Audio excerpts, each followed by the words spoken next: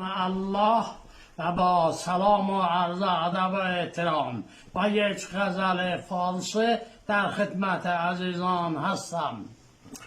شور دل بر من درآمد، رویای دلجوی تو بود.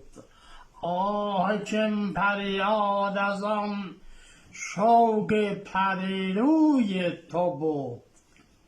ماه تابان بود اگر ظلمش شکن در قلب شب، عاشقان در نیمه شب با قوس ابروی تو بود. عاشقان در نیمه شب با قوس ابروی تو بود. گر جهان نور از رخ مهر و مه تابنده داشت، گر جهان نور از رخ مهر و مه تابنده داشت، این سیاه جمله از گیسوی ابروی تو بود.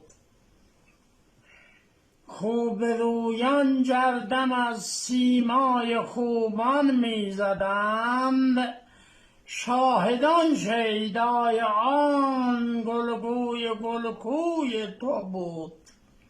شاهدان شیدای آن گلکوی گلبوی تو بود. مرغ عشق از بام من شهپر کشید و پر گشود. مرغ عشق از بام من شهپر کشید و پر گشود. دیدم آن هم مثل تو گلپوش گلکوی تو بود. دیدم آن هم مثل تو گلپوش گلکوی تو بود.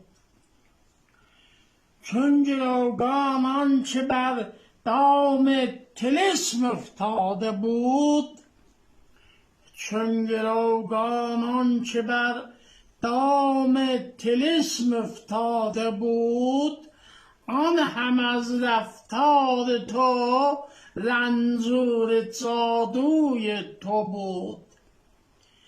گر نیاز از کوی دلداران به دلداران رسید، گر نیاز از کوی دلداران به دلداران رسید، این هم از اعجاز آن رفتار نیکوی تو بود.